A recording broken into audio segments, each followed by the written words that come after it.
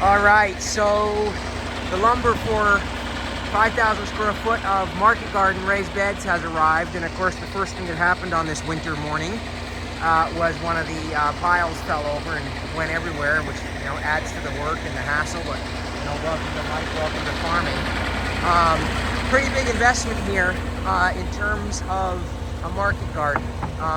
There's this truck and another truck waiting at the top of the driveway, so it gives you an idea as to how much lumber we need to fill this area here with raised beds, which is what we're going to do. We're not going to try to grow in the ground here. That would be ridiculous.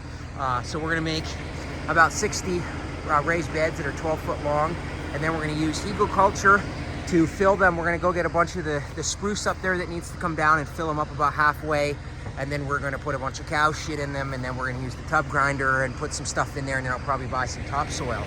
The greenhouse is filled to the brim with plants, and there's a grow tent in the shop which is filled to the brim with plants. I don't know. The investment of all of this stuff is crazy. I don't have a market for it. I don't even know if this is going to work. I don't know what's going to grow. But somebody has to grow food. Somebody has to do it. And if we don't try, then we'll just never know. And every small farm counts. Every plant counts. I get all that. But if we're really going to be serious about feeding 800,000 people in this state, somebody has to have 100 cows. Somebody has to have bigger gardens. Somebody has to have the, more food growing capacity. And I'm going to try to at least be one of those people. So that's what's going on here today. These guys are going to start building these boxes here. We'll show you what they're going to look like. I'm going to try to make them as pretty as possible. But first we got to pick up the spilled lumber and get these two trucks unloaded.